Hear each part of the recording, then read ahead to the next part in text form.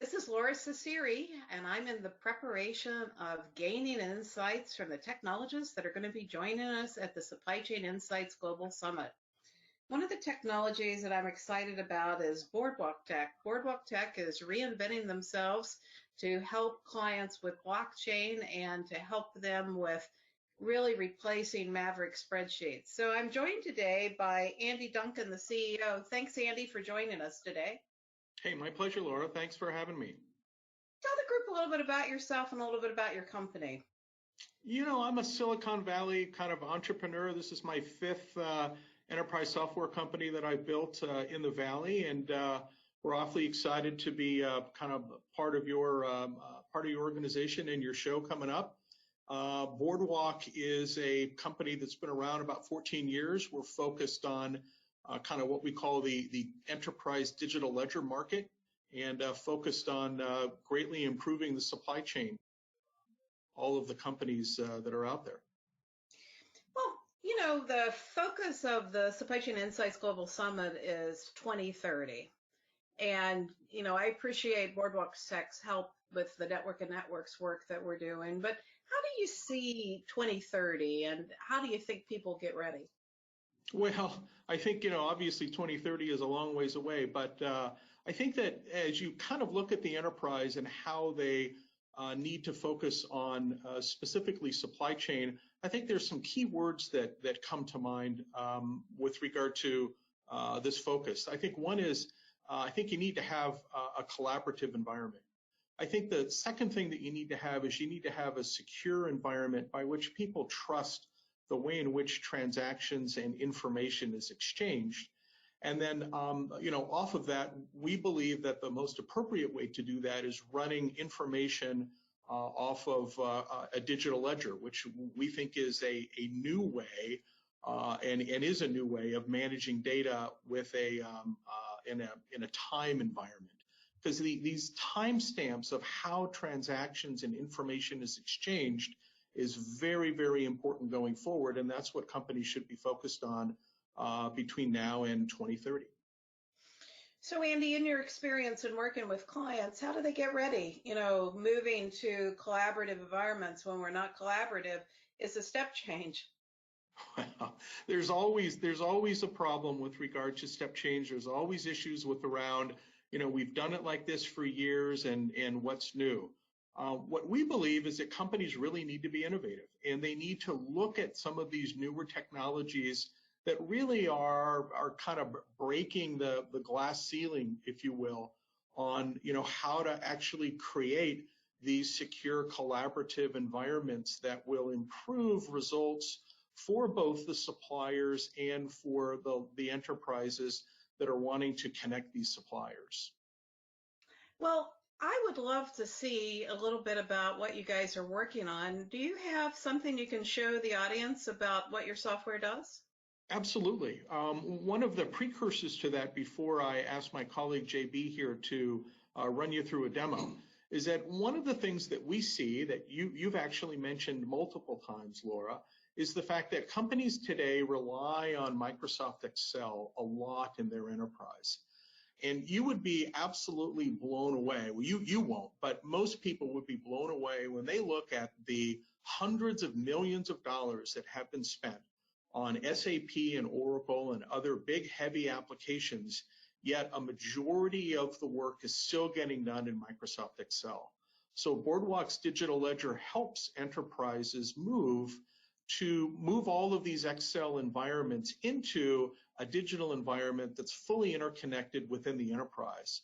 So I'm going to hand it over to JB and let JB walk you through an actual process showing some different supply chain value propositions that we'll provide utilizing our technology. Okay, JB? So, Andy, I just want to give a little color to your statement. The average company has 3 advanced planning systems, 10 ERP systems, and 60% of the planning happens on Excel. And most of the Excel is untethered. So I couldn't agree more. And as we get into 2030, I think it's real important that we tether that data and start to build a foundation. So thank you for sharing. Sure. I would say that, there's certainly nothing wrong with companies utilizing Excel. It's about how do you move it into an interconnected, secure digital world, and that's really what Boardwalk is all about. Absolutely. Well, let's look at your demo. Thank you, Andy. Okay. Here you go. Say hi, JB. Hi, Laura. This is JB Koopy. Hi, everybody. Hey, JB. And then I think you're seeing my screen. Let me just. Okay, good. So this is very typical of what we see with a lot of our customers. And this is an example of a work in process demo that we have with one of our apparel customers, where there's information that defines the operational groups that they're interacting with, specifically the different vendors that they need to connect with kind of across the world. And then there's information that's coming from their ERP system in terms of master data to say what are the different seasons that they define their business on, what are the different products that they're selling. But then there's an interaction today that happens with that extended supply chain that really is very limited. It's basically saying, here's my purchase order, here's the total number that I'm supposed to be expecting from these individual vendors, and when do I need it to arrive inside of my DC? But at that point, everything kind of drops off. The communication with the supplier is very limited. EDI is not collaborative, so they really don't get a good insight into what is happening with this production order or this invoice as it goes through time. And yet they're very dependent on having this information to understand, am I going to be able to meet my product requirements? Am I going to get to market on time?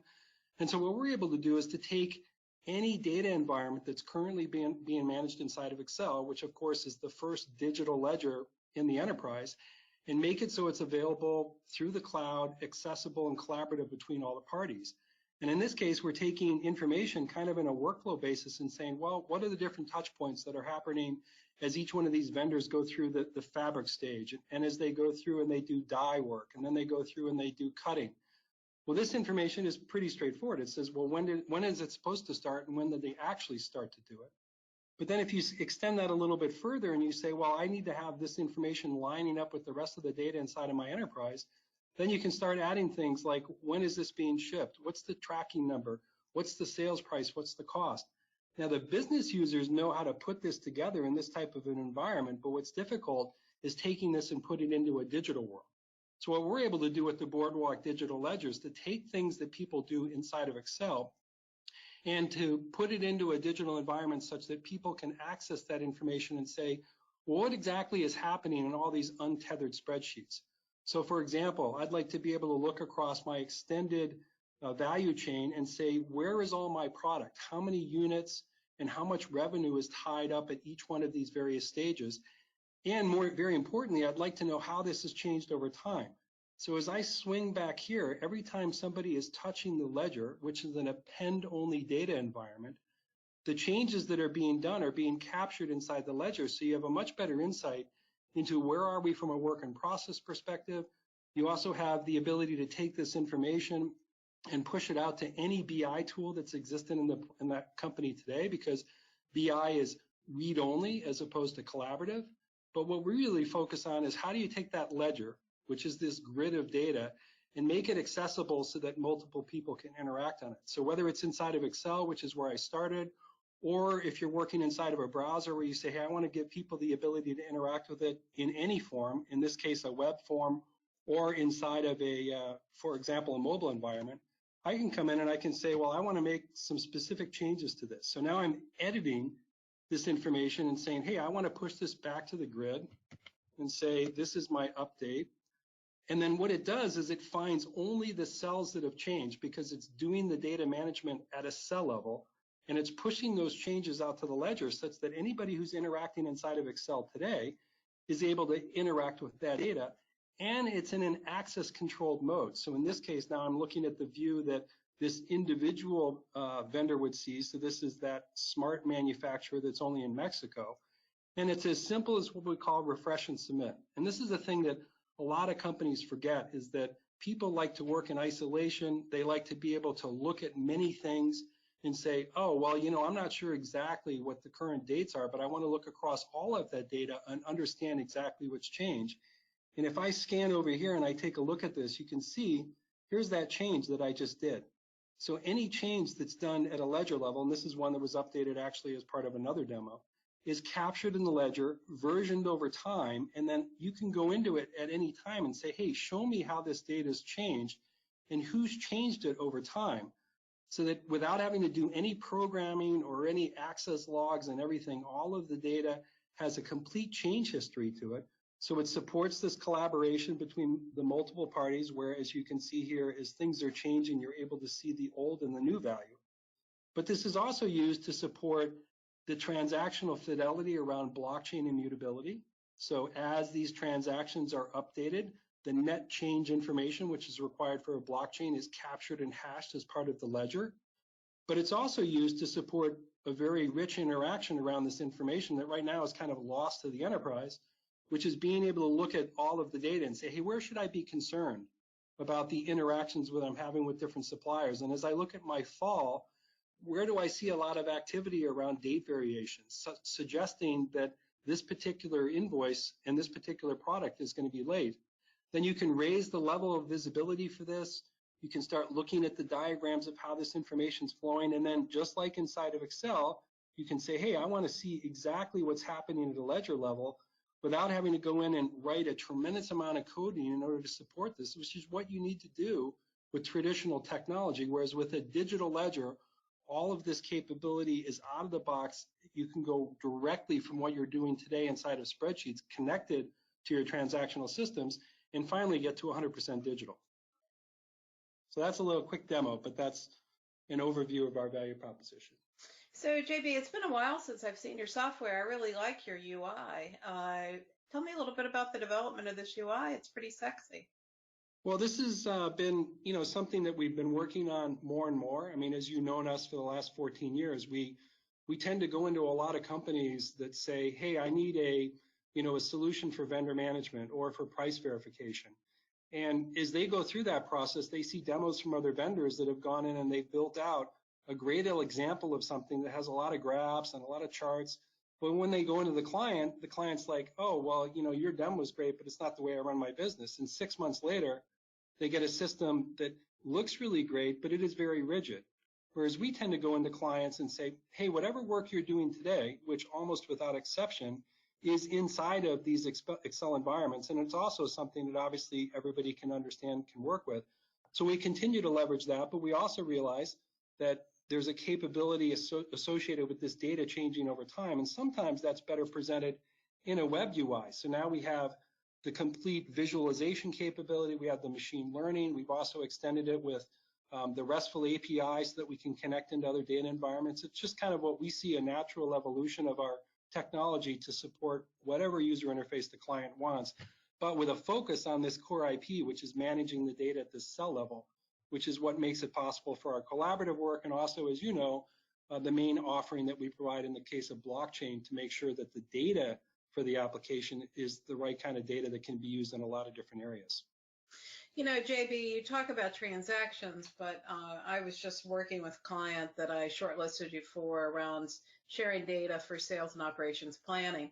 So many times people, don't have good ways to share data in an Excel format because they lack a system of records. So when you say transactions, let's just explore that. Like, what are the use cases you're seeing the most often?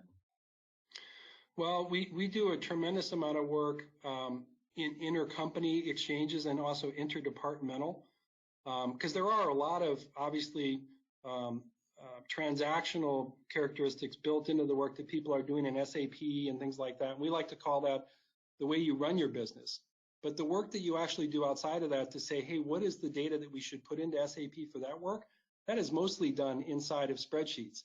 And anytime you go from, for example, the product team to the marketing team to the sales team inside the business, and you need to have different views of the information that's related and yet needs to be collaborative and not really in these different silos, but interconnected with their functional requirements, that's a lot of work that's being done inside of spreadsheets. And then certainly when you go outside of the company, as you know, the portals, I mean, they sound great, but they just really are not practical. It's too difficult for a vendor who works with multiple companies to be logging into all these different portals, whereas they are able to pull data out of their transactional system and put it into a data environment that is readily accessible, which is a spreadsheet. And it's not really the spreadsheet, it's the fact that it's rows and columns of data in a grid, which is really where the notion of the digital ledger has come in. So production planning, inventory management, the price verification, almost all the categories of S&OP is the areas where we do a lot of work with a focus on collaborative exchanges. Yeah, a lot of clients I see getting real value under collaborative S&OP where they're working with strategic suppliers and they're trying to share data through either a portal or an untethered Excel spreadsheet. So I think what you guys do is pretty cool, and I also appreciate your work on the network of networks. So I'm looking forward to seeing you in Chicago, JB. Absolutely. Well, I'll be there. All right. Anything that you'd like to close with in terms of what you think people need to do to get ready? No, I think that the thing that we always tell clients is that the area to really impact your business is in the area that we call like the 0 to 12 weeks in terms of operating performance. And people focus on S&OP and they're saying, what's my 3-month and my 6-month plan? That's really fine. But in today's competitive and connected environment, you need to be able to get a good collaborative exchange with people in the time of business that you can still affect to, adjust the operating results. And honestly, you're doing it in Excel today. There's nothing wrong with Excel. And we agree that people should get data out of Excel, but don't try and cram it into a traditional data environment. Take a look at a digital ledger, understand what the technology does, and it's very rapid time to value. I mean, Laura, at your conference last week, John from Mars talked about, hey, if you can't do something in a couple weeks and show me value, then I'm going to question about how scalable the technology is. Well, we can do it very quickly using the things that people use today. So the company wins and also the business users are happy. So let's just put some numbers around that, JB. How quickly can you implement, and how should people think about this kind of implementation? What's required, and what's your average time to get going? Well, our general metric is we do in 6 weeks what others do in 6 months. But even for example, a trade promotion system that we stood up for a very large client recently, that was done in 8 weeks. So it's actually very interesting. And I know almost every vendor says we do things in X amount of time, but many of them, if you look under the covers, requires a very rigid data model where you can say I can only use months as my columns and things like that. But we literally can take whatever you're doing inside of an Excel world, which often includes some information from your transactional data, and stand it up literally in the matter of a week. And even today we have a free trial that we offer on our website where if people come up, they can give us a spreadsheet in a couple of days. We'll turn around and show them that exact operation running in a digital ledger. They're pretty amazed. Well, thank you so much, and thanks to Andy, and I appreciate you participating in our digital showcase. Hopefully, you can help a lot of clients because we've got a lot of untethered spreadsheets out there that, Excel's the workhorse, but, we don't have any reins on Excel, right? It's just going crazy. Thanks very much. Okay, thank you. Bye now.